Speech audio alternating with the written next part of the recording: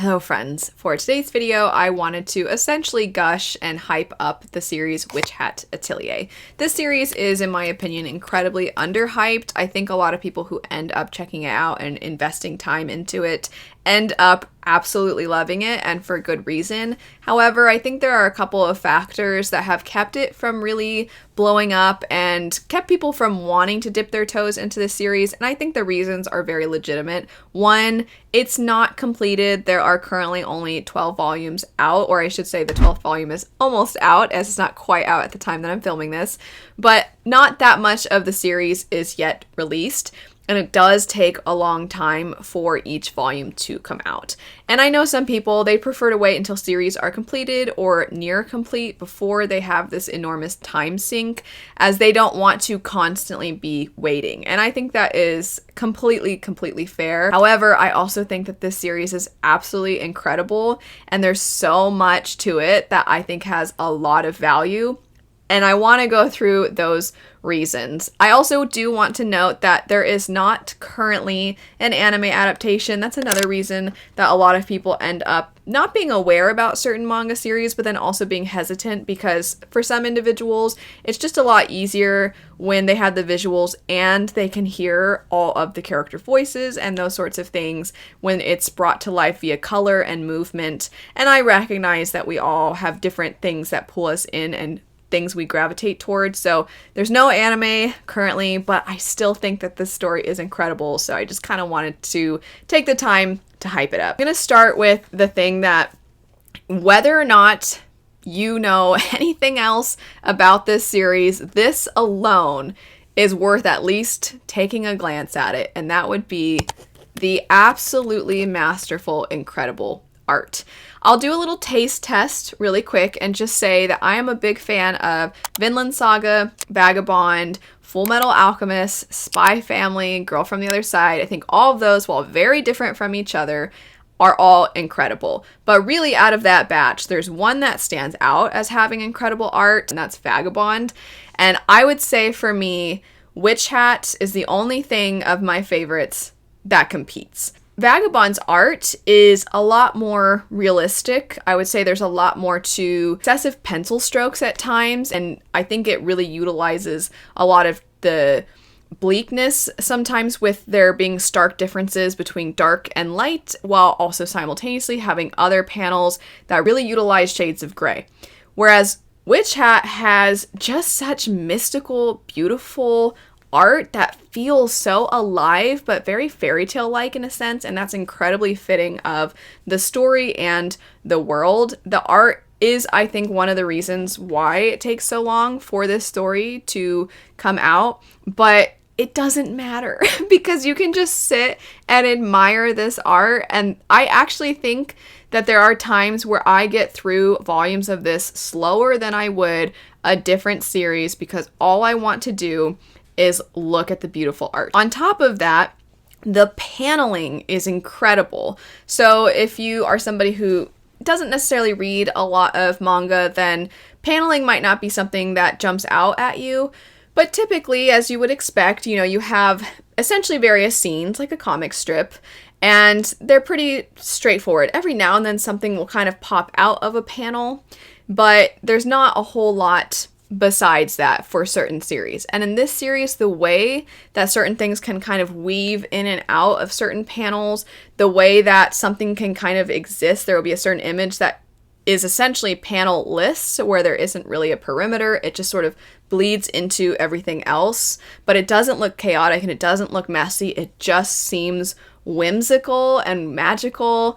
I think it's absolutely breathtaking. In some ways, it reminds me of, I know I've been hyping up Studio Ghibli a lot on this channel, but in some ways it reminds me of it, in not so much its art style, in some ways, sure, but just in that, wow, how different. I've never seen anything like that before. I think it does that really well. And the art also, I was saying, it matches the world. So the next component I wanted to touch on would be the setting. If you are somebody who loves fantasy, whether it be video games, RPGs specifically, if you love fantasy in books, adaptations, TV shows, whatever the case, I think a lot of us are pulled to fantasy because of the world, or at least maybe that was something that we initially found ourselves drawn to. We really liked something that just feels so colorful. You take our world and make it vibrant and make there be magic and have there be interesting creatures and cute little creatures and menacing creatures.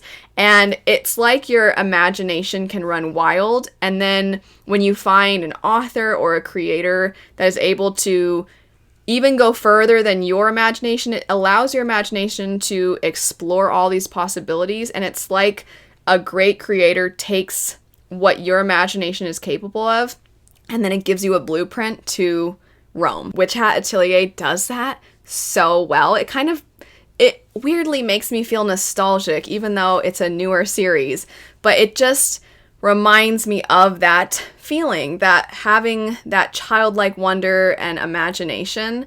And the setting truly has some things that you're like, wow, that's so pretty. Wow, that's really frightening. Or, oh my gosh, I would never have thought of that. You don't just get one single area. You explore all these different areas, whether they be water themed, whether they be these little villages or these big towns. There's just so much to the settings that I think are so delightful. That transitions us into the next point, which would be the way in which it blends familiar and new.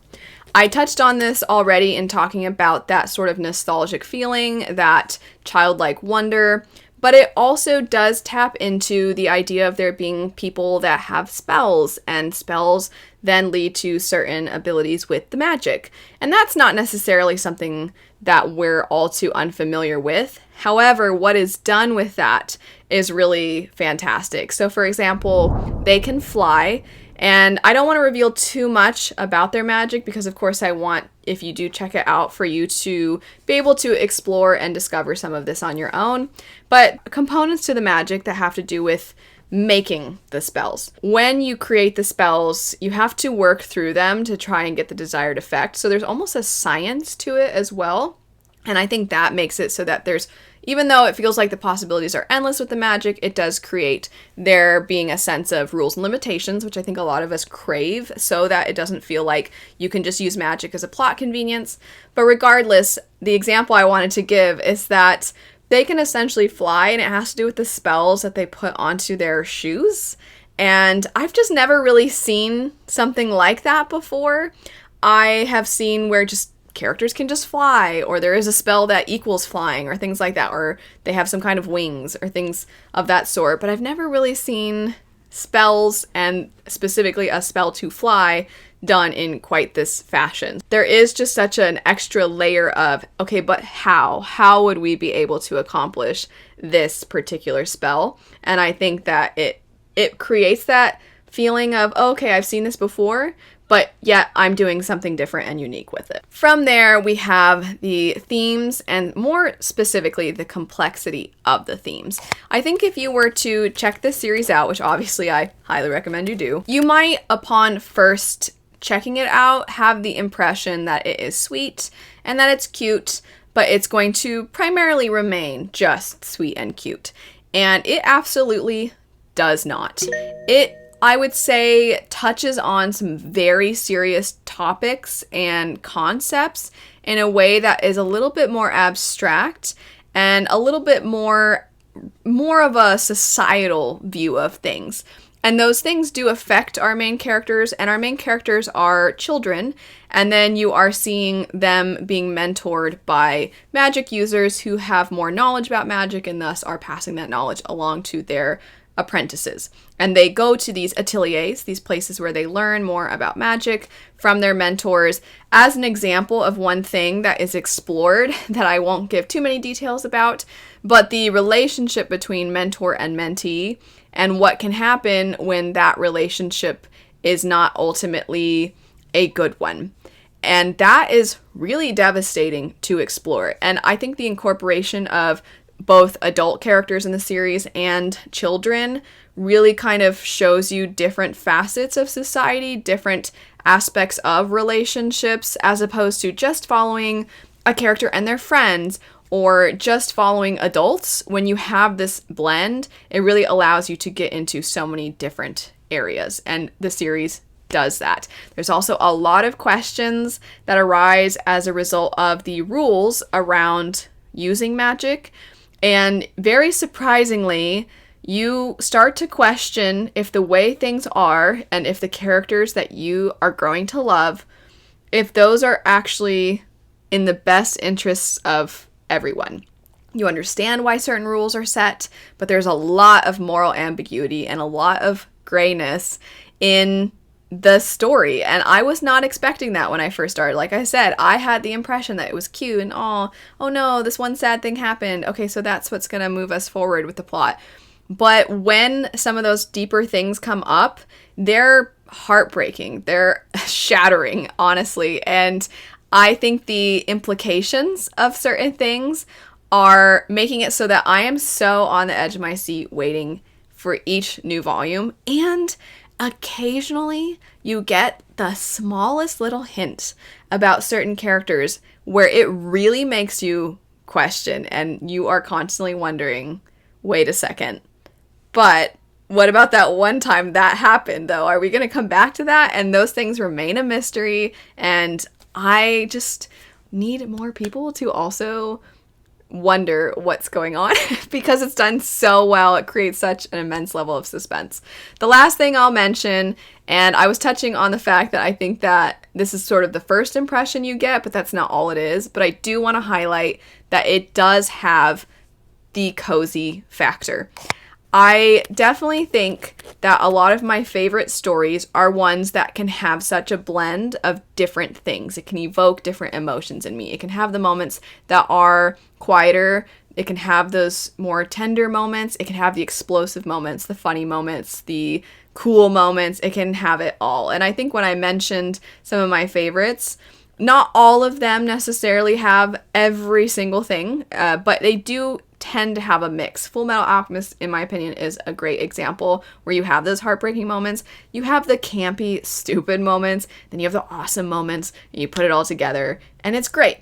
It's a really hard balance to strike, but I think Witch Hat Atelier has these complex, deep themes, and it has cute friendship building, and oh yay, our main character is trying to learn a new spell, and she did it, she learned it, and you just get so swept away in that. Plus, with the setting, there being this kind of cozy place to learn magic is really fun, and I really appreciate that it has that balance and it has that mix of both.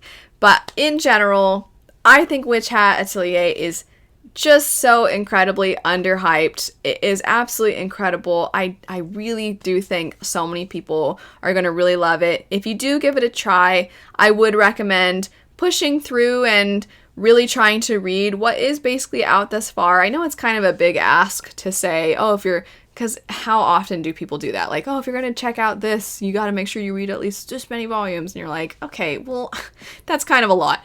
But I don't think that too many people, if any of the things that I said sound appealing to you, then I don't think you're going to be disappointed. If it sounds like nothing that would be interesting to you and it doesn't sound like your cup of tea at all, then obviously don't worry about it. But I do think that if it sounds like something intriguing, I would highly recommend checking it out.